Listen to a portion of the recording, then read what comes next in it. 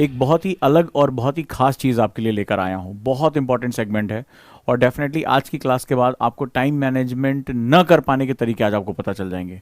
आज की क्लास में आपको पता चलेगा कि ऐसी कौन सी चीज़ें हैं एक्चुअली में जो आपको हराती हैं और आप कभी ध्यान ही नहीं दे पाए कि वो चीज़ें आपकी दुश्मन आपके अंदर बैठी हुई हैं। अगर हम उन्हें दूर कर दें तो एग्जैक्टली हम जो है जो जिस तरह से टाइम मैनेज करना चाहते हैं वो हमें हासिल हो जाएगा। तो आज की क्लास अगर आप बहुत गंभीरता से कर रहे हैं, बहुत सीरियसनेस के साथ कर रहे हैं, तो मैं बहुत उम्मीद करता हूं कि आज के बाद आपको अपनी बहुत सी कमियों से आज आपका सामना होगा और डेफिनेटली मैं जानता हूं कि आप अपनी कमियों को बहुत आसानी से दूर भी कर पाएंगे। दोस्तों, तो स्वागत है आप सभी का इस मंच पर और टाइम मैनेजमेंट की एक बहुत ही अलग, बहुत ही अद्भुत, जिसके बारे में अभी तक मैंने बात नहीं की है, उन चीज़ों के बारे में आज मैं आपसे बात करने जा रहा हूँ। रेडी हैं? और इस क्लास का पर्पस पहले मैं बताता हूं कि ये क्लास का पर्पस क्या है। आपको सक्सेस में कौन कौन सी दिक्कतें आती हैं, उन सभी चीज़ों के बारे में मैं बात करने आज जा रहा हूं आप सभी से। अगर हम टाइम मैनेजमेंट की बात करें तो एक छोटा सा सेगमेंट होता है जहां पर अगर हम देखें ध्यान से तो इस सेगमेंट को हम थोड़ा सा रियलाइज करें और वो होता है टॉपर और फेलियर। इन दोनों में एक चीज कॉमन होती है, ध्यान से इस बात को समझना, और उसको हम लोग बोलते हैं 24 आवर्स। ये 24 घंटे इन दोनों के पास होते हैं। वो जो एग्जाम में टॉप करता है, वो जो सेलेक्ट होता है, और वो जो एग्जाम को क्वालिफाई नहीं कर पाता है या अपनी मंजिल से बहुत दूर रह जाता है, इन दोनों के बीच में जो सबसे इंपॉर्टेंट कॉमन चीज होती है वो 24 घंटे 365 दिन ये दोनों के लिए कॉमन होता है। बुक्स की चॉइस हो सकती है, नई एनसीईआरटी, पुरानी एनसीईआरटी, विपिन चंद्रा और तमाम आपको किताबें बताई थी, वो हो सकती हैं, कॉमन भी हो सकती हैं, बट 24 घंटे इन दोनों के पास हैं। अब सवाल है कि ये इन 24 घंटों में अपना आउटपुट मैक्सिमम निकाल पाता है और इसको पता भी नहीं होता कि टाइम मैनेजमेंट बेसिकली क्या होता है। इसको लगता है कि केवल कोचिंग में एडमिशन ले लिया, फलाना जो है 25-30 नई नई किताबें खरीद ली, 20-25 मैगजीन खरीद लेकर आया और इससे मेरा सिलेक्शन हो जाएगा, और अपने उन 24 घंटों का यूटिलाइजेशन नहीं कर पाता है। और यहां पर क्या होता है, वो टाइम मिस मैनेज कर जाता है। क्या करता है? मिस मैनेज कर जाता है, और एग्जाम के समय उसको याद आता, अरे यार हमसे ये गलती हो गई। और ये जो व्यक्ति होता है ये डे वन से जानता है कि टाइम ही उसका सबसे बड़ा मित्र है और सबसे बड़ा शत्रु है। अगर हम इस टाइम को मैनेज कर पाते हैं तो मेरे लिए सफलता बहुत आसान होगी। आप कहेंगे सर ये सारी बातें मैं जानता हूं, ये सारी चीजों के बारे में मुझे नॉलेज है, तो आखिर आप क्या नया बताने जा रहे हैं? मैं आपको ये बताना जा रहा हूं कि हम ये बात जानते हैं, हम सभी जो भी मुझे ये सुन रहे हैं, हम सभी ये बातें जानते हैं। ये दकियानूसी बातें हैं, ठीक है, ये बातें जानते हैं। मोटिवेशनल स्पीकर से लेकर तमाम लोग ये सारी बातें आपसे कहते हैं, टाइम मैनेज करना चाहिए, फलाना टाइम से पढ़ना चाहिए, टाइम से जो टाइम टेबल बना लेना चाहिए, उसको फॉलो करना चाहिए। ये बातें 50 मोटिवेशनल स्पीकर्स आपको बता चुके होंगे। तो मैं वही बात करने आया हूं? नहीं, मैं एनएलपी ट्रेनर हूं और मैं हमेशा उस कोर टॉपिक पे बात करता हूं जो एक्चुअली समस्या की मुख्य जड़ है। तो जब हम सभी ये बातें जानते हैं कि हमें टाइम मैनेजमेंट कर लेना चाहिए, टाइम मैनेज कर लेना चाहिए, हम सभी ये जानते हैं, हमें सिखाया जाता है, हम सुनते रहते हैं, पढ़ते रहते हैं, वीडियोस पड़ी हुई हैं, तो आखिर हमसे ये हो क्यों नहीं पाता है? प्रश्न है, ये हमसे हो क्यों नहीं पाता? मेरा जो आज की क्लास है वो है टाइम मैनेजमेंट कैसे करें, ये मेरी क्लास नहीं है। टाइम मैनेजमेंट क्यों नहीं हो पाता, क्यों नहीं हो पाता, इसके बारे में। सो मेरी आज की क्लास है टाइम मैनेजमेंट क्यों नहीं हो पाता। हमें सब पता है, यह ज्ञान हमें बहुत लोगों ने बघारा है, हमने हर जगह सुना, फिर ओजांग सर भी यही बात बघारेंगे, फर्क क्या पड़ेगा। हम इसके बारे में आज बात करने जा रहे हैं कि भैया ठीक है, तुमने मुझे बहुत ज्ञान दिया कि टाइम मैनेज करना चाहिए, टाइम से पढ़ना चाहिए, सुबह जल्दी उठना चाहिए, इतने घंटे पढ़ना चाहिए, ये सारा बवाल ठीक है, लेकिन इसके बावजूद भी अगर मैं अपने टारगेट्स पूरे नहीं कर पा रहा हूं तो आखिर किस कारण से नहीं कर पा रहा हूं? आखिर टॉपर के पास भी 24 घंटे, मेरे पास भी 24 घंटे, मैं ये बात जानता हूं, मेरा एग्जाम आज से 365 दिन बाद है, फिर भी मैं क्यों डेली के डेली अपना टाइम वेस्ट करता हूं, या मैं हैबिचुअल हो गया हूं टाइम वेस्ट करने का। अगर मुझे मेरे टाइम रॉबर्स पता चल जाएं, यानी समय चुराने वाले कारक पता चल जाए तो मैं एक बार बीमारी जब पता चल जाती है तो इलाज संभव हो जाता है। एक बार बीमारी मुझे पता चल जाए कि एक्चुअली में प्रॉब्लम क्या है, मेरे एक 24 घंटे में, मेरे एक दिन में वो कौन कौन से फैक्टर्स हैं जो मुझे टाइम मैनेजमेंट नहीं करने दे रहे हैं, उसके बाद तो फिर मैं बहुत आसानी से उसको कर सकता हूं। तो ये ज्ञान से मेरा काम नहीं चलने वाला है। मुझे एक्चुअली में बीमारी का सही तरीके से डायग्नोस करना है, सही तरीके से पता करना है, और एक बार बीमारी सही तरीके से पता चल गई तो आसानी से हम लोग क्या कर पाएंगे, हम लोग जो है इसका इलाज कर पाएंगे। लेट्स स्टार्ट इट, हम शुरू करते हैं। अगर मैं बात करूं आपसे कि हम टाइम मैनेज क्यों नहीं कर पाते हैं, उसके पीछे सबसे बड़ा जो सेगमेंट होता है वो होता है माइक्रो मैनेजमेंट। एक सेगमेंट सा, एक स्टूडेंट जो एग्जाम में टॉप करता है, जो टेस्ट में जो है टॉप करता है, और एक एग्जाम जो उसी क्लास में पढ़ते हुए अपने सब्जेक्ट से, अपनी पढ़ाई से दूर हो जाता है और उसका जो है बोझ बढ़ता चला जाता है, वो अपने टास्क पूरे नहीं कर पाता है, लास्ट में उसका सिलेबस छूट जाता है। आखिर उसमें और इसमें बेसिक अंतर क्या होता है? टीचर दोनों के लिए समान है, किताबें समान है, और वो चीज होती है उस 24 घंटे को वो मैनेज कैसे कर पाता है। और सबसे बड़ी बात, जो हमारे सामने हमारे दुश्मन है, जो हमारे टाइम को खत्म कर रहे हैं, हम उनको पहचान के उनको अवॉइड कैसे कर पाते हैं। जानते हैं जो ये टॉपर्स होते हैं, आप सभी सोचते होंगे कि मेरी भी रैंक नंबर 1 आए, मैं भी टॉप रैंक में आऊं। तो जो ये टॉपर्स होते हैं वो बेसिकली ये जानते हैं कि कौन सी चीजें मुझे मेरे लक्ष्य से दूर कर रही हैं, और उनको वो बहुत ही बेदर्दी से अपने जीवन से हटा देते हैं। वो इतने दृढ़ निश्चयी होते हैं, वो जानते हैं कि ये चीजें मुझे बर्बाद कर रही हैं, ये चीजें मेरे लिए जो है वो गलत कर रही हैं, उनको वो अपनी लाइफ से हटा देते हैं। तो चलिए आज मैं सबसे पहले आपको टाइम रॉबर्स के बारे में बताता हूं। टाइम रॉबर्स का कॉन्सेप्ट होता है कि जो मेरे समय को खा रही हैं, मेरे समय को खा रही हैं। मैंने कल आपको बताया था कि डायरी मेंटेन करिए, इसको हम लोग बोलते हैं टाइम रॉबर्स, यानी समय चुराने वाले अव्यय। ये जो 24 घंटे हैं आपको अनजाने और जाने पता ही नहीं चलता है, और ये आपका 24 घंटे में से समय निकाल ले जाते हैं। अगर मेरी बात पहुंचे तो मुझे बताइएगा, कल मेरी बात आप तक पहुंची? कितने मेरे पास मैसेज आए जिन्होंने अपने माता पिता को पत्र लिखा, उनकी जो फीलिंग्स हुई। कई लोगों ने कहा कि सीरियसली बहुत दिन बाद हम इतना गहरे से इमोशनल हुए, बहुत अच्छी फीलिंग आ रही है, thank you, love you all. आप लोगों ने बहुत मुझे प्यार दिया और उसको करके दिखाया। कई लोगों ने सुना, उसको किया नहीं। तो ये चीजें, मेरी जो चीजें होती हैं, एनएलपी को अनुभव किया जाता है, एनएलपी अंदर से वो प्रैक्टिस से निकल कर आता है। तो आज मैं आपसे बात करने जा रहा हूं टाइम रॉबर्स के बारे में, यानी वो चीजें जो आपके इस 24 घंटे में से जो आपका प्रोडक्टिव एरिया है उसको खींचकर बाहर निकाल देते हैं, वो बर्बाद कर देते हैं। तो चलिए, जितने भी आप चाहे फर्स्ट ईयर में हो, सेकेंड ईयर में हो, सेगमेंट्स में हो, हम इसके बारे में अब बात करने जा रहे हैं। और हम आज बात करने जा रहे हैं टाइम रॉबर्स की। चाहे तो आप इसको लिख भी सकते हैं। टाइम रॉबर्स की 2 कैटेगरी होती है। एक को हम लोग बोलते हैं एक्सटर्नल, यानी बाह्य। एक्सटर्नल, जानते हैं आपका दुश्मन कोई और नहीं है, आपके अंदर ही बैठा हुआ है, आपके आसपास ही है, जो आपको सफल होने नहीं देता है, आपको आपके लक्ष्य से दूर लेकर चला जाता है। और आप मिसमैनेज हैं, आप अनट्रेन्ड हैं, इसी वजह से आप सफल नहीं हो पाते। कई बार लोग कहते हैं सर मैं बहुत कमजोर हूं, मैं लगता है मेरा भाग्य अच्छा नहीं है, मैं ऐसा लगता है इस एग्जाम के योग्य नहीं हूं। ऐसा कुछ नहीं है, यहां सिर्फ मैटर है कि आप ट्रेंड हैं या अनट्रेंड हैं। ट्रेनिंग का मतलब होता है कि क्या आप अपने इस 24 घंटे को सही तरीके से इस्तेमाल करने योग्य हैं, उसको आपको उसके गुण रहस्य पता है या नहीं पता है। और आपको हराने वाला कोई नहीं है, कोई आपकी किताबें आके नहीं फाड़ जाता, आंखों पे पट्टी नहीं बांध देता, नशीली दवाएं नहीं खिला देता, आपको कोई बेहोश नहीं कर देता कि आप पढ़ नहीं पा रहे, कोई कुछ नहीं होता है। ये सारी बेहोशी मदहोशी सब तुम्हारे यहां दिमाग में चल रही होती है। चलिए हम लोग बात करते हैं एक्सटर्नल यानी बाह्य टाइम रॉबर्स, यानी कि समय चुराने वाले। सबसे पहले बात करते हैं नंबर 1, इनकी लिस्ट बनाइए और देखिए आपका कौन सा हो सकता है टाइम रॉबर्स, वो मुझे आप मैसेज करके बताएंगे। सबसे पहली बात, incomplete information to act. Incomplete information to act बहुत इंपॉर्टेंट है, और सबसे बड़ा बॉम्ब यही है, यानी किसी काम को करने की अधूरी जानकारी। किसी काम को करने की अधूरी जानकारी मतलब क्या हुआ? जैसे सर मैं आईएएस की तैयारी करना चाहता हूं या चाहती हूं, बहुत बढ़िया बात है। सर मुझे सन 2023 में एग्जाम देना है, बहुत अच्छी बात है, ठीक है, यह इंफॉर्मेशन आपके पास है। सर मैं आईएएस की तैयारी शुरू कर चुका हूं या कर चुकी, बहुत अच्छी बात है। सर मैंने एडमिशन ले लिया, बहुत अच्छी बात है। But what the next step? और आपने कहा सर मैंने विपिन चंद्रा पढ़नी शुरू कर दी, मैंने कहा बहुत अच्छी बात है। लेकिन अगला क्वेश्चन यह है, अब जरा मेरी बात को ध्यान से सुनना और समझना कि विपिन चंद्रा, मान लो मैं कहता हूं 500 पेज की एक किताब है, इसमें से क्या पढ़ना और क्या नहीं पढ़ना है, क्या मेरे लिए इंपॉर्टेंट और क्या नहीं है।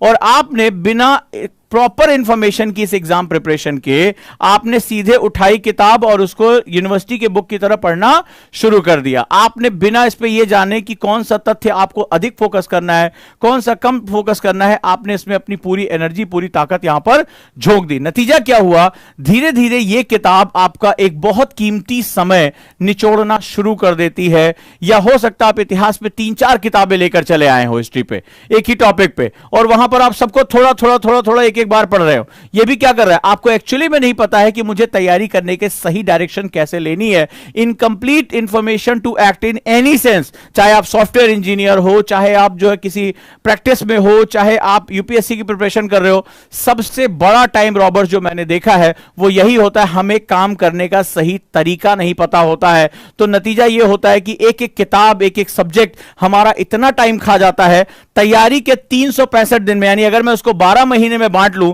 तो अगर आप ईमानदारी से मुझे बताइएगा, जो लोग 3-4 महीने से तैयारी कर रहे हैं, शुरुआत के 3 से 4 महीने आप बहुत स्लो होते हैं, आप आराम आराम से मस्ती में चलते हैं। लास्ट में जैसे जैसे टाइम बीतता चला जाता है आपकी हालत खराब हो जाती है, आप टाइम मिसमैनेज कर जाते हैं। अच्छा ये छोड़े वो पढ़ लें, वो छोड़े वो पढ़ लें, और लास्ट में क्या होता है, लगभग आधे लोग जो फॉर्म भरते हैं वो एग्जाम सेंटर नहीं जाते, एग्जाम को ड्रॉप कर देते हैं, क्योंकि उनको लगता है कि वो बिल्कुल बुरी तरीके से फेल हो चुके हैं और अब वो सिलेबस को पूरा नहीं कर पाएंगे। एग्री करते हैं, ऐसा होता है।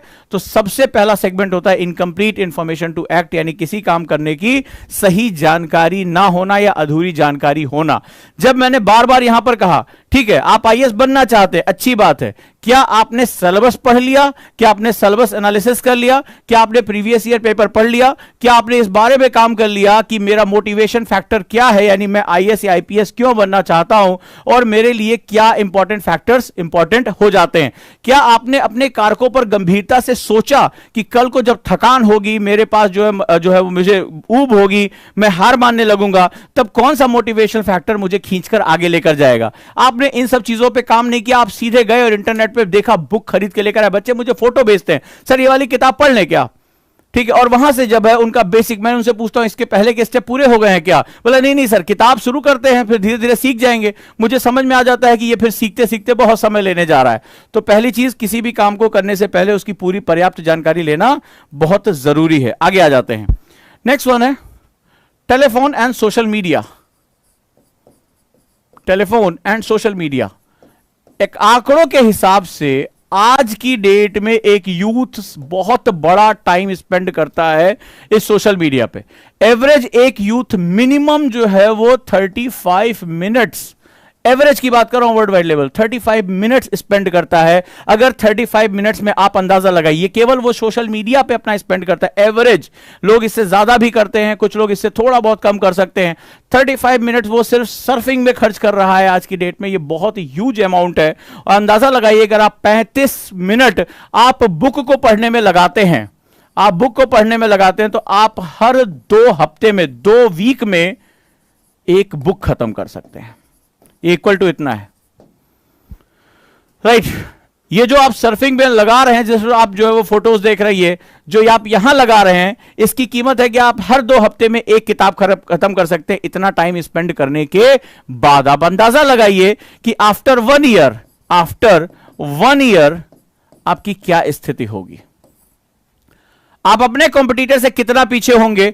आप दोनों ने, इसने जो टॉपर आज कहलाया है और ये जो आज फेलियर कह रहा है, इन दोनों ने अपनी जर्नी एक साथ शुरू की थी, एक ही समय पे शुरू की थी, एक ही जगह से शुरू की थी। लेकिन जो टॉपर है उसको अपने टाइम रॉबर्स के बारे में पता है, कौन मेरा समय चुरा के लेके जाता है। और जो फेलियर होता है वो एक अलग मुगालते में, एक अलग जो है वो नशे में रहता है। और उसका नतीजा होता है कि वो धीरे धीरे जो कंपाउंडिंग इफेक्ट होता है, यानी सक्सेस का कंपाउंडिंग जो होता है, उसको बनाने से चूक जाता है। आप अंदाजा लगाइए कि हर महीने 2 बुक नहीं पढ़ लेना, यानी कि 12 महीने में 24 बुक्स एक्स्ट्रा पढ़ लेना, यानी 24 बुक्स की नॉलेज इस व्यक्ति की 1 साल बाद इससे ज्यादा होगी। आप अंदाजा लगा के देखिए इसका नॉलेज बेस कहां से होगा। कोई एक्स्ट्रा टाइम नहीं, कोई एक्स्ट्रा सेगमेंट नहीं, सेम टाइम में जहां पर यह व्यक्ति अपना टाइम बर्बाद कर रहा है, यह व्यक्ति अपना जो है वो बेस बनाता जा रहा है। 35 मिनट आपको लगा 35 मिनट तो चिल मारते यार, भाई को रिलैक्स भी तो चाहिए, माइंड को रिलैक्स भी तो चाहिए। लेकिन रिलैक्स की कीमत आप देखिए क्या है। रिलैक्स की कीमत देखिए, ये टॉपर उस रिलैक्स की कीमत, उस रिलैक्स के टाइम को वो 24 किताबों में कन्वर्ट कर देता है। इन दोनों की नॉलेज में 24 बुक्स के बराबर डिफरेंस आएगा। और आप जानते हैं कि यह डिफरेंस जमीन आसमान का अंतर पैदा कर देता है। फिर हम केवल टॉपर्स की फोटो लगाने को मजबूर होते हैं, हम फोटो में जाने की स्थिति में नहीं आ पाते हैं। क्लियर है? नेक्स्ट वन, अगला अगर हम बात करते हैं और वो होता है रूटीन प्रॉब्लम। रूटीन बड़ी इंपॉर्टेंट प्रॉब्लम है। जैसे मेरे कई स्टूडेंट हैं जो पुलिस में हैं, अब इनकी ड्यूटी एब्रप्टली लगती है, यह भी बड़ा टाइम रॉबर्स होता है। या जैसे आपका रूटीन, जैसे आप मान लीजिए आपके पास कोई सेगमेंट नहीं है, आप देर रात तक आपने वेब सीरीज देखी, आज अच्छी लग गई। अब वेब सीरीज का एक नशा है, फर्स्ट एपिसोड से शुरू हुआ तो सेकंड, थर्ड, फोर्थ, जब तक वो खत्म नहीं हो जाएगा लोग देखते रहते हैं। मैंने ज्यादातर लोगों से बात किया, वो पूरी सीरीज देख के उठते हैं। अब आप रात में देर से सोए तो ऑब्वियस सी बात है अब आप देर से उठेंगे, यानी जो सुबह आपने 2 घंटे पढ़ने का स्लॉट रखा था वो आपने क्या किया, मिस कर दिया। बोला कल से देखेंगे यार, कल से जरूर पढ़ लेंगे। आपका रूटीन एब्रप्ट है, आप कोई भी शेड्यूल नहीं बना पा रहे हैं। और जब शेड्यूल नहीं बना पा रहे हैं और आप डेली हैजार्डली तरीके से, मतलब आपका कभी आप वेब सीरीज देखने लगते हैं, कभी आप पढ़ाई करने लगते हैं, तो कभी आप उस समय घूमने चले जाते हैं, आपका मूड जो है वो अलग अलग तरीके से होता है। कई बार आप जो गपशप में लग जाते हैं, सोशल मीडिया पे लग जाते हैं। तो बेसिकली आपकी जो बॉडी एंड माइंड है उसको एग्जैक्टली नहीं पता कि ये जो मेरा टाइम स्लॉट है 2 से 4 बजे का या 6 से 8 बजे का, इसमें मुझे एग्जैक्टली करना क्या है। तो जब हमें ये नहीं पता होता, हमारे माइंड को ये चीज नहीं पता होती है कि हमें इस स्लॉट में करना क्या है, तो वो बोर होना शुरू हो जाता है। क्या होता है? वो बोर होना शुरू हो जाता है। और बोर के लिए वो ऑप्शंस ढूंढता है कि यार थोड़ा सा कैसे अपने आप को बोरियत से बचाएं। और जो हमारे पास आज की डेट में हमारे मोबाइल में ही सारा इंफोटेनमेंट अवेलेबल है, सारी चीजें अवेलेबल है, वो तुरंत हमें एक क्लिक पे, एक ऐसा टच मारा, कहीं उठ के ना रिमोट दबाना, कुछ नहीं करना, सिर्फ टच मारा और फिर तो ऐसी दुनिया खुलती है जो बोरियत के नाम पे आपका दिमाग घंटों आपके लक्ष्य से आपको दूर लेकर चला जाता है। आपको लगता है ये आधा घंटा 1 घंटा क्या फर्क करता है? एक हल्का सा फर्क आपको समझ में आ गया होगा कि ये जो फर्क है वो जमीन और आसमान का फर्क पैदा कर देता है। नेक्स्ट हम लोग बात करते हैं और वो होता है बेसिकली जिसे हम लोग कहते हैं आउटसाइड एक्टिविटीज या क्राइसिस मैनेजमेंट भी हम लोग कहते हैं। कई बार क्राइसिस मैनेजमेंट, जैसे जो लोग सेल्स में होंगे वो जानते होंगे क्राइसिस मैनेजमेंट किसे कहते हैं। क्राइसिस मैनेजमेंट यानी कि जब हम आपदा आ जाती है तो उसका प्रबंधन, यानी कि जैसे मान लो एग्जाम आ गया, अचानक से कोई टेस्ट आ गया, जैसे कई बच्चे हैं तो अचानक से स्कूल का जो है अनाउंसमेंट हो गई कि कल टेस्ट है। अब उनको क्लास की पढ़ाई और ये सब अब उनको ध्यान नहीं आता, अब उनको पूरा फोकस रहता है यार वो क्राइसिस मैनेजमेंट करना है। नौकरी में कोई काम आ गया, अब पढ़ाई भूल गई। आपने भी नोटिस किया होगा, अचानक से कोई काम आ गया, कोई प्रोजेक्ट आ गया, सेल्स का रिकॉर्ड मिल गया कि टास्क आपको पूरे करने, अचानक से पढ़ाई लिखाई भूल गई और आप उसमें लग गए। जिसकी वजह से भी क्या होता है, आपका टाइम जो होता है वो किल हो जाता है। ये भी आपका एक टाइम किलर है। और ढेर सारे विजिटर अगर आपके घर में आ रहे हैं, ठीक है, तो क्या हो रहा है, लोग घूमने आ रहे हैं, बात कर रहे हैं, थोड़ा समय आपसे चाहते हैं और आप भी बड़े सामाजिक हैं, सोशल हैं, तो फिर वहां पर आपको बहुत ज्यादा प्रॉब्लम देखने को मिलती है। These are the outside problems जिसको आपको फेस करना पड़ता है। ये तो हो गया कि जब आउटसाइड मुझे प्रॉब्लम मिलती है, लेकिन इससे कहीं ज्यादा प्रॉब्लम आपके अंदर होती है और उसको मैं अब आपको बताने जा रहा हूं, and that is inside problems, यानी कि इंटरनल। ये बहुत इंपॉर्टेंट है। बेसिकली ये वो चीज है जो आपको हराती है, ये आपके हार के लिए ये जिम्मेदार होता है, या आपके अंदर ही ये सारी प्रॉब्लम है। इंटरनल ही कई बार एक्सटर्नल जो टाइम किलर्स होते हैं, टाइम रॉबर्स होते हैं, उनके लिए प्रेरित करता है। तो आंतरिक रूप से मेरा समय कौन चुरा रहा है? मैं कमरे में एकांत में बैठा हूं, किताब भी सामने खुली हुई है, ठीक है, एकदम माहौल शांत है, पढ़ने के लिए बिल्कुल पर्याप्त है, फिर भी नहीं पढ़ा जा रहा है, फिर भी दिमाग उड़ गया, कहीं का कहीं चला गया, फिर भी भटकते रह गए, फिर भी 2 घंटे कुर्सी पे बैठे रहे और आउटपुट कुछ नहीं निकला, कुछ सोचते रह गए, क्या चीज थी? तो इंटरनल प्रॉब्लम जो होती है आपकी हार का सबसे बड़ा कारण होता है। चलिए अगर हम बात करें, सबसे पहला और बहुत ही अजीबोगरीब चीज बताऊंगा मैं, यहां विचार बहुत ज्यादा आ रहे हैं, भटक रहे हैं, ना ना ना, सबसे पहले देखते हैं आखिर ये विचार क्यों आ रहे हैं, दिमाग क्यों भटक रहा है, क्यों 1 घंटा 2 घंटा कुर्सी बैठे रहे और कुछ नहीं आउटपुट निकला, ये तुम्हें समझना पड़ेगा। चलिए शुरू करते हैं। सबसे पहले हम शुरू करते हैं, और जब हम पहला हमारा इंटरनल सेगमेंट होता है, आखिर दिमाग क्यों भटक रहा है, क्यों तुम फोकस नहीं कर पा रहे हो एक सब्जेक्ट पे, क्यों एक सब्जेक्ट पे अपनी महारत को नहीं हासिल कर पा रहे हो, यह जानना तुम्हारे लिए बहुत जरूरी है। और उसको बोलते हैं पहला segment, trying to do so much. ये सबसे इंपॉर्टेंट है। सारे बवाल की जड़, ये विचार इतने आ कहां से रहे हैं, ये थॉट्स इतने कहां से जनरेट हो रहे हैं, उसके पीछे जो सब कुछ है वो है एक साथ बहुत ढेर सारी चीज करने की कोशिश। एक साथ बहुत ढेर सारी चीज करने की कोशिश। कई लोगों का मैंने टाइम टेबल देखा, सुबह उठेंगे, ज्योग्राफी, ऐसे होता है टाइम टेबल, बताना 1 hour, history 1 hour, polity 1 hour, newspaper 1 hour, science 1 hour, इस तरह का टाइम टेबल बनाते हैं। मतलब एक ही दिन में ब्रह्म ज्ञान लेके निकलेंगे जब शाम को सोएंगे, और उनका दिमाग किसी भी विचार को पढ़ने, सोचने, उसको एसिमिलेट करने, उसके ऊपर अपनी धारणा बनाने का समय नहीं पाता है। According to the my experience, कहते ना, एक कहावत हमारे बहुत पहले कही, आधी छोड़ सारी को धावे, आधी छोड़ सारी को धावे, आधी मिले ना सारी पावे। ये बिल्कुल वही है, ठीक है। रशियन प्रोवर्ब में कहा गया, when you chasing 2 rabbits at the same time you will get neither one. जब आप एक साथ 2 खरगोशों का पीछा करते हैं तो आपको एक भी नहीं मिलता है, दोनों आपको अलग अलग डायरेक्शन में भगा ले जाएंगे। यानी द वन थिंग, एक लक्ष्य नहीं हुए हैं, ये सबसे बड़ी प्रॉब्लम है। क्यों? क्योंकि जब आप ये पढ़ रहे हो तो आपको इसकी याद आती है, जब ये पढ़ रहे हो तो आपको इसकी याद आती है, या ये सोचते हैं यार ये बोर लग रहा है, चलो थोड़ी देर पॉलिटी उठा लें। तो थोड़ा थोड़ा पढ़ने के चक्कर में कुछ नहीं आपको मिलता है। मुझे बताइएगा ये बात सही है या नहीं सही है। तो ये जो पहली चीज है वो आपका सबसे बड़ा क्या होगा, ढेर सारे विचार पैदा करता है ये।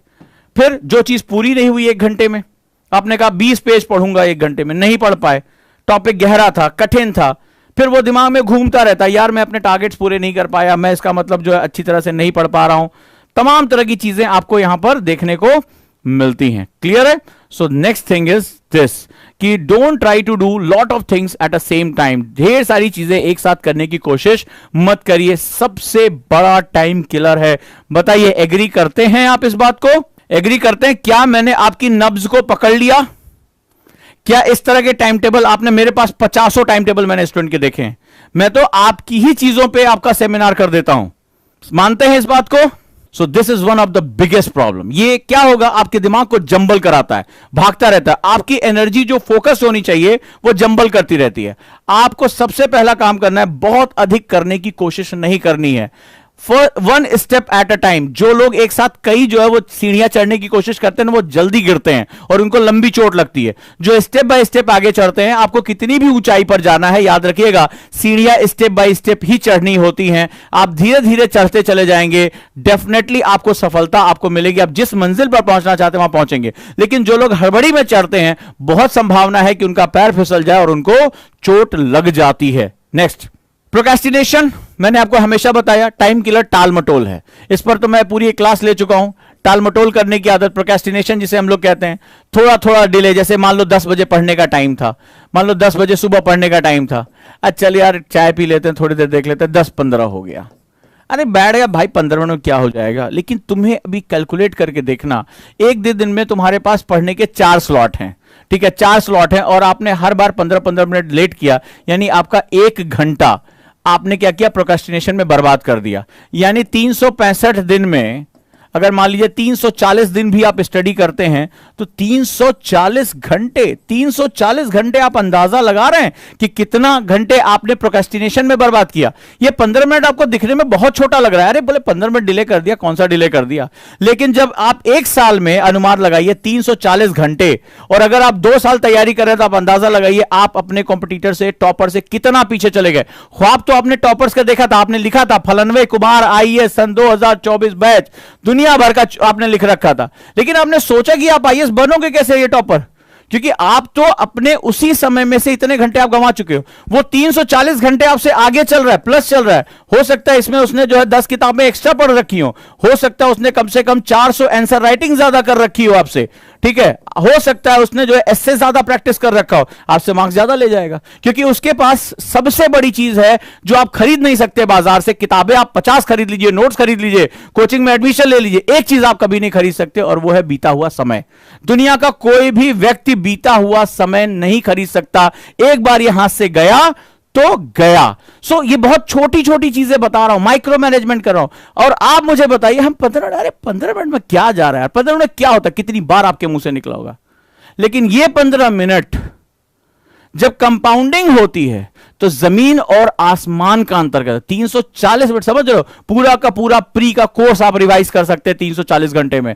340 घंटे का मतलब आप समझ रहे हैं कि आप पूरी आंसर राइटिंग में अपनी मास्टरी कर सकते हैं। इतना बड़ा सेगमेंट है, और आप अपने मार्क्स को जमीन आसमान के अंदर पर लेकर जा सकते हैं। ये 15 मिनट इतना बड़ा अंतर पैदा कर देता है। अगला स्टूडेंट के लिए थर्ड पॉइंट, और वो होती है मेसी डेस्क। आप जो पढ़ने की मेज में बैठते हैं, अक्सर ये मेरे साथ भी हो जाता है कई बार, तो उसमें ढेर सारी किताबें, न्यूज़पेपर, इधर ढेर सारी जो है वो मैगजीन्स, ये सब आपने ढेर लगा रखा है। कई बार मैंने वीडियो देखा, आजकल फोटो वोटो लोग जो है इस तरह लगाते हैं, खूब किताबों की ऐसे लाइन लगा लेते हैं, खूब किताबों की सुंदर सुंदर, और वो वीडियो डालते हैं। पता नहीं उनसे किसी ने पूछा कि तुम्हारा सिलेक्शन हुआ कि नहीं हुआ कभी। वीडियो तुमने आजकल इंस्टाग्राम पे पोस्ट लग दिया है, क्लासरूम अपनी कमरे की फोटो लगाते हुए, कि पूरा एकदम भर दिया है जबरदस्त तरीके से किताबों से, वो ढेर के ऊपर ढेर, नोट्स के ऊपर नोट्स, मैगजीन के ऊपर मैगजीन। होता क्या है, जब मेसी डेस्क होती है, पेपर वेपर सब जो है वो ढेर के ढेर लगा रखे। पहली बार जब आप पढ़ने बैठते हैं तो आपका बहुत ज्यादा समय अपने काम की चीजों को ढूंढने में निकल जाता है। पेन कहां है, पेपर के नीचे घुसा पड़ा है, ठीक है, पहला तो सेगमेंट हो गया। दूसरा सेगमेंट ये होता है जब आपके पास ढेर सारे ऑप्शंस होते हैं, आप अपने दिमाग को क्या दे रहे हो, ऑप्शंस देख रहे हो। जैसे ही आपका दिमाग बोरियत होता है, यहीं पर फंसता है, टॉपर और फेलियर के बीच में सबसे बड़ा अंतर यहीं आ जाता है। जैसे ही आपका दिमाग बोरियत में जाता है, छोड़ यार ज्योग्राफी की वजह, चल यार थोड़ी देर करंट अफेयर्स की मैगजीन देख लेते हैं, होता है, चल यार थोड़ा सा कुछ और टॉपिक देख लेते हैं, थोड़ा सा कुछ नई चीज देख लेते हैं, थोड़ी देर अब बोर हो रहे हैं यार। और फिर क्या होता है कि आप एक सब्जेक्ट शुरू करते हैं, दूसरे पे जंप कर जाते हैं, तीसरे को उठा लेते हैं, और एक्चुअली में कहीं नहीं पहुंचते हैं। फिर आपको ये लगता है कि 2 घंटे मैंने किया क्या, ना मैं करंट अफेयर्स पढ़ पाया, ना मैं ज्योग्राफी पढ़ पाया, ना मैं आंसर राइटिंग कर पाया, मैं सिर्फ किताबें पलटता रहा, सोचता रहा इतने दिन में ये खत्म कर लेंगे, ये अच्छा लगेगा। राइट और नॉट राइट, मुझे ये बताइएगा, ऐसा होता है कि जब मेसी डेस्क होती है, जब आपकी डेस्क क्लीन है, आपको जो मुझे बुक पढ़नी है, जो मुझे नोट्स चाहिए, जो मेरा पेन है वो मेरे पास रखा है, और उससे ज्यादा कुछ भी, कोई फालतू चीज नहीं, कोई मोबाइल नहीं रखा है, कोई कुछ नहीं रखा है, आप आराम से लंबे समय तक पढ़ते हैं। आप अपना मोबाइल भी रख लेंगे, सोशल मीडिया ऑन भी कर लेंगे, किताबें ढेर सारी रख लेंगे, न्यूज़पेपर भी रख लेंगे, थोड़ी थोड़ी देर आप थोड़ा सा पढ़ते हैं, लाओ यार जरा न्यूज़पेपर में जोड़ के देखें इसमें क्या है। अब पता चला न्यूज़पेपर उठा लिया तो 4, अरे अफगानिस्तान में इतने लोग मर गए, फिर आप वहां पे घुस गए, फिर आधे घंटे बाद अबे मैं तो ज्योग्राफी ढूंढ रहा था, ये मैं कहां अफगानिस्तान में घुस गया, फिर थोड़ी देर बाद ये आता था। लेकिन तब तक आपका क्या होता है, एक बहुत बड़ा टाइम बर्बाद हो जाता है। तो कोशिश करिए इंटरनल जो आपकी ये जो डेस्क है उसको क्लीन करके रखिए, उसमें उतनी चीज रखिए जो आपके काम की है, बाकी सबको हटा दीजिए, लॉक कर दीजिए, ताकि जब दिमाग आपका ऑप्शंस ढूंढे कि चल यार कुछ और देखते हैं, तो उसको बोला चल बैठे यहां पे चुपचाप, ये खत्म करके उठना है आज। तो तुम्हारा दिमाग हमेशा जो होता है, mind is like a monkey, बंदर की तरह है, तो ये कूदता रहेगा, इसको तुम्हें कंट्रोल करना है। टॉपर कंट्रोल कर ले जाता है, और जो नहीं कर पाता है वो फिर कहता है कि भैया ये हमारा 5वां अटेम्प्ट है, देखते हैं प्री निकलता है कि नहीं निकलता है। तो कहानियां तो हर कोई सुना रहा है, तुम भी सुनाइए, वो भी सुनाए, इसमें कोई भी बड़ी बात नहीं है। एंड द लास्ट वन, ये मैंने देखा आज के यूथ में बहुत ज्यादा प्रॉब्लम है, और मुझे बताना ये है या नहीं है। बहुत ढेर सारे लक्ष्य बना लेना। मेरे पास बच्चे आ रहे हैं, ढेर सारे इस तरह के, बहुत ढेर सारे लक्ष्य बना, टू मेनी गोल्स, ऐसे होता था। देखो ये स्टूडेंट ने शुरू किया, सर, हाँ बेटा, सर मुझे आईएएस बनना है, बहुत बढ़िया बेटा, शाबाश, ये रहा। सर मुझे दिमाग में लबासना है, अब देखना क्या होता है। सर मुझे लबासना पड़ता है, हाँ बेटा बिल्कुल, पढ़ाई शुरू करो, बहुत बढ़िया। 1 महीना 2 महीना बीता, तब तक सर वो पीसीएस का फॉर्म निकला हुआ था, एग्जाम है, दे आए, कोई बात नहीं बेटा। अब गए यहां से हटे, अब यहां तैयारी करे, मान लो 15 डेज तैयारी किए, एग्जाम दे के आए, सबको पता 15 दिन में होना नहीं है तुम्हारा। फिर वापस लौटे, बोले नहीं सर हम आईएएस की तैयारी दोबारा शुरू करना चाह रहे हैं, 1-2 दिन रेस्ट करके आप लौटे। लेकिन आपका क्या हुआ, एक अच्छा खासा टाइम खराब हो गया। फिर सोचे फलानवा का एग्जाम देना है, फलानवा का एग्जाम देने चले गए, वो कोई और XYZ एग्जाम दिया, फिर यहां से लौटे। ठीक है, खैर यहां तो नहीं पहुंच पाओगे, लेकिन आप जिगजैग करते रहोगे। ठीक है, तो क्या होता है, आप ढेर सारे गोल बना लेते हो। ढेर सारे गोल में कई बार इंटरनल, मान लो एग्जाम आपको ही देना है, लेकिन सर जैसे मेरे कई बच्चों ने कहा सर जो है वो न्यूज़पेपर सर नोट्स कब बनेंगे। अभी आप दूध के दांत आपके टूटे नहीं है, न्यूज़पेपर आपने ढंग से उठाया नहीं। पहले दिन का क्वेश्चन क्या होता है, सर न्यूज से नोट्स कैसे बनाए न्यूज़पेपर से। अरे न्यूज़पेपर पढ़ना तो सीख लो, तुमने न्यूज़पेपर से नोट्स, फिर उसमें भी क्वेश्चन पूछते हैं सर नोट्स पॉइंट वाइज बनाए या पैराग्राफ वाइज बनाए। अभी तुमने पहली बार न्यूज़पेपर पढ़ना शुरू किया है, उसको अपनी हैबिट में लेकर नहीं आए हो, और पहले दिन ही तुमने न्यूज़पेपर उठाया, तुम सोच रहे कि पहले दिन ऐसा स्क्रिप्ट लिखें कि सीधे इसी से जो है मेंस का क्वेश्चन बनकर आ जाए। So this is the fact. तो अभी आप स्टेप बाय स्टेप चलने के बजाय आप ढेर सारे लक्ष्य बना लेते हैं। जैसे कई बच्चों ने मेरे से कहा, आंसर राइटिंग की बात हुई, सर मुझसे अच्छा आंसर नहीं लिखा जाता। मैंने पूछा कितने दिन हुए तैयारी के, बोले 20 दिन हुए। मैंने कहा वाह 20 दिन हुआ, अभी तुमने किताब की ABCD भी नहीं सुनी होगी। आंसर से पहले मैंने राइटिंग एक डायरी लिखने को कहा, तुम सीधे बोल रहे सर आंसर नहीं लिखा जा रहा है, सर थॉट्स नहीं जनरेट हो रहे। एक बच्चा बोले सर थॉट्स नहीं जनरेट होते हैं। मैंने कहा भैया कितने दिन हुए तैयारी को, बोला 20 दिन हो गए सर तैयारी करते। बोले बताओ इनको 20 दिन में आंसर भी लिख लेना है, 20 दिन में ये थॉट, मतलब ये तो मुझे लग रहा है कि 30-35 दिन होते होते ये जाके डिक्लेयर कराएंगे लवासना गेट पे, हे खोलो जल्दी मैं आ रहा हूं। तो ये मुझे लग रहा है वहां जाके बोलाएंगे 30-35 दिन में, और मुझे लग रहा है 60वें दिन तक हो सकता है रिटायर भी हो जाए यूपीएससी से। 60 दिन होते होते 2 महीने होते होते हो सकता है बोले कि कैबिनेट सेक्रेटरी पोस्ट से रिटायर भी हो रहा हो। भाई जब तुम 20 दिन में तुम किताब पढ़ना, न्यूज़पेपर की नोट्स बनाना, तुम आंसर राइटिंग में डेप्थ में थॉट जनरेट करना, तुम सब कुछ सीख लेना चाहते हो, तो 60वें दिन तुम रिटायर भी हो जाओगे कैबिनेट सेक्रेटरी के यहां से। तो 61वें दिन हम तुम्हारा विदाई समारोह भी कर दें, राइट या रॉन्ग। तो यहां पर यही चीज होता है, वी थिंक लॉट। बहुत से बच्चों की ये प्रॉब्लम आ रही है, they are thinking lot of, मतलब वो अपना समय नहीं लेना चाहते हैं कि आप देश की सबसे बड़ी परीक्षा में आ रहे हो, आपको व्यक्तित्व निर्मित करना है, आपको अपनी छोटी छोटी चीजों से लड़ना है, अपनी पर्सनालिटी को बहुत ज्यादा ग्रूम करना है, बहुत ज्यादा हाई पिच पे ले जाना है, अपनी लेखनी पे, अपने बात करने के तरीके, अपने सोचने के तरीके, दबाव को झेलने के तरीके, अपने चारों तरफ के जो है वो जो आलोचनाएं होती हैं उसको भी पॉजिटिवली लेने के तरीके, अपना शेड्यूल मेंटेन करने का तरीका, अपने ब्रेन को हमेशा जो है वो अलर्ट रखने के तरीके, इन सब तरीकों को सोचने की बजाय आप 15-20 दिन में, इनको मैं जानते, मेरी क्लास के बच्चे जानते हैं बहुत हो जान के, मैं इनको पैराशूट स्टूडेंट्स कहता हूं। पैराशूट ऊपर से जम के मम्मास बुआए हैं, ये लड्डू खा के तिलक लगा पहुंचे भैया सर, ये मैगी स्टूडेंट है, ये सोचते जैसे मैगी 2 मिनट में बनती है, ठीक है, वैसे जो है वो यूपीएससी भी आप आ गए भैया। कई बच्चे मुझसे पूछते सर कोई ऐसी किताब बताइए प्री धड़ाक से निकल जाए। मैंने कहा ऐसी वाली तो हम भी ढूंढ रहे हैं, मिले तो हम भी कम से कम करोड़ 2 करोड़ में बेचे, कहां यहां पढ़ा पढ़ा के जो है वो लगे पड़े। तो ऐसी वाली किताब तो हम भी ढूंढ रहे कि ऐसे पढ़ने से प्री निकल जाए। पूछते हैं लोग। अभी एक बच्चे का मैसेज है, सर मैं आईएएस टॉप करता, पहले दिन डिक्लेयर मैं आईएएस टॉप करना चाहता हूं, बताइए कैसे पढ़ाएंगे। जवाब तो देने का मन होता है कई बार, लेकिन अब क्या करें, प्रोफेशन ऐसा है कि नहीं जवाब दे पाते। चलो खैर, राइट। तो डोंट थिंक अबाउट, बहुत ज्यादा गोल्स बना लेने से आप कहीं नहीं पहुंचोगे, आप जिगजैग मोशन करते रहोगे और कभी भी अपने सपनों की दुनिया को नहीं पा पाओगे। ये छोटी छोटी गलतियां होती हैं जो एग्जैक्टली में आपको आपके लक्ष्यों से बहुत दूर ले जाती हैं। और ये मत कहिएगा कि आपने अपने टीचर से ये पूछा नहीं होगा या आपके दिमाग में ये चीजें चल नहीं रहेंगी। मेरे पास बहुत ढेर सारे मैसेज आते हैं, बहुत गुस्सा आती है, मुझे लगा आज मैं संदेश अपना दे ही दूं। जब आप बड़े निर्माण की तरफ जा रहे हैं, आप क्लर्क नहीं देने जा रहे हैं, आप देश के सबसे प्रतिष्ठित एग्जाम का हिस्सा बनने जा रहे हैं, इस एग्जाम को देने जा रहे हैं, यही बहुत बड़े गौरव की बात है। कितने लोग तरसते रहते हैं कि उनको यूपीएससी की तैयारी का मौका नहीं मिलता। आप इस प्रक्रिया का एंजॉय नहीं कर रहे कि यह प्रक्रिया मेरे सोचने समझने, मेरे व्यक्तित्व को बदल के रख देगी। आज से साल 2 साल बाद में भारत की राजव्यवस्था, भारत के इतिहास, भारत के भूगोल, भारत की अर्थव्यवस्था, भारत के विज्ञान, भारत के समाज, भारत की जो प्रौद्योगिकी, इन सब विषयों पर मैं बहुत धाकड़ तरीके से बात कर पाऊंगा। तुम इसको एग्जाम में पास और फेल होने का तुमने पूरा जरिया बना रखा है। तुमने कभी अपने व्यक्तित्व विकास के बारे में सोचा ही नहीं कि यह मेरे व्यक्तित्व को बदल के रख देगा। आज कितने लोग तुम्हारे आसपास हैं जो भारत की प्रौद्योगिकी, ज्ञान, विज्ञान, संविधान, भारत की राजनीति, भारत के भूगोल, अर्थव्यवस्था, इन सब पर धाकड़ तरीके से बात कर सके। अरे जो इंजीनियरिंग कर रहा है वो ज्यादा से ज्यादा इंजीनियरिंग के बारे में जान लेगा, वही जान जाए बहुत बड़ी बात है।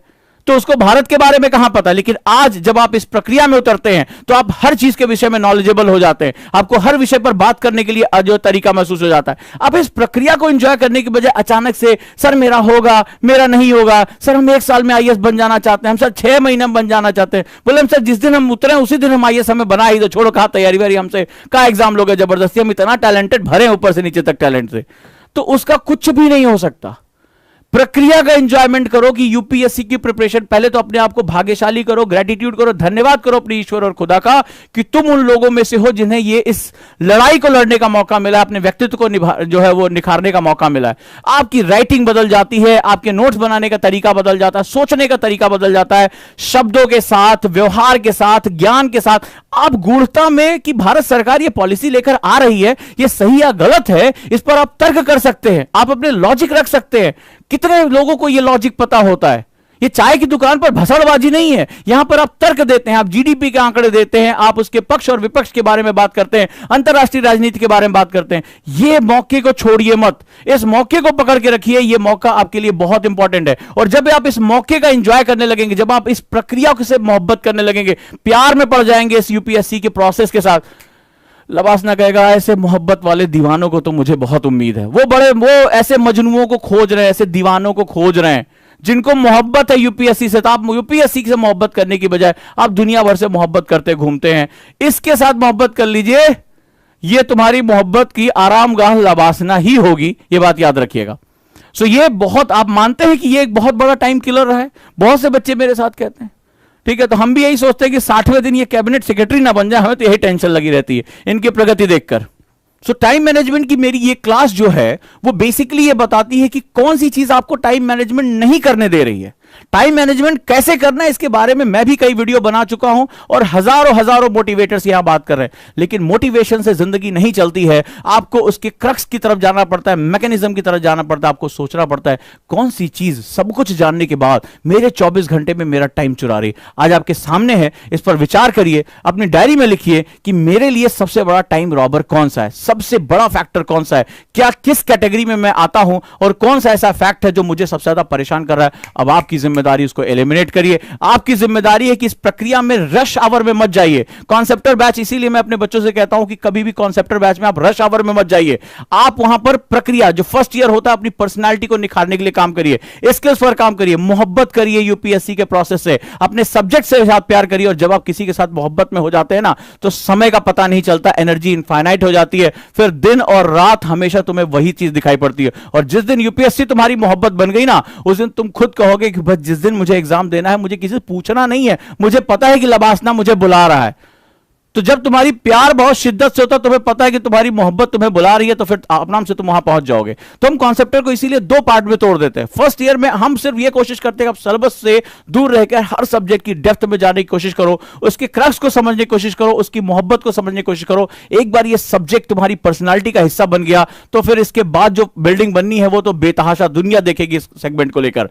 तो इसी के साथ जुड़े रहिए। और उजांगा एकेडमी हमेशा ये कोशिश करती है, हम लगातार ये कोशिश कर रहे हैं, ये मेरी क्लास भी उसी कॉन्सेप्टर बैच का हिस्सा है, उसी फाउंडेशन एनसीईआरटी बैच का हिस्सा है, जहां हम लगातार कोशिश करते हैं कि कौन सी चीज मेरे बच्चे की सक्सेस को रोक रही है। हम उसको आते हैं, एलिमिनेट करते हैं, हम क्लास में बात करते हैं और हम कोशिश करते हैं कि हम आपकी इस प्रॉब्लम को खत्म कर दें। क्योंकि एक बार वो बाधाएं खत्म हो गई तो जीत तुम्हारी कौन रोक के दिखाएगा, जरा देख के बताओ। अगर तुम चलने की हिम्मत रखते हो, सफर में रुकते नहीं हो, पैर तुम्हारे चलते रहते हैं, बाधाएं हमने हटा दी, तो मंजिल तो तुम्हें अपने आप ही मिल जाएगी, कोई इसको रोकने वाला नहीं है। और लगातार हम यही कोशिश करते हैं और हमारी यही तकनीकी दूसरों से हटकर है, इसीलिए जो रिजल्ट्स हमारे फेवर में आते हैं वो बहुत ही बेशकीमती और बहुत ही बेहतरीन होते हैं। बहुत ही कम उम्र के बच्चे जो है लबासना पहुंच रहे हैं।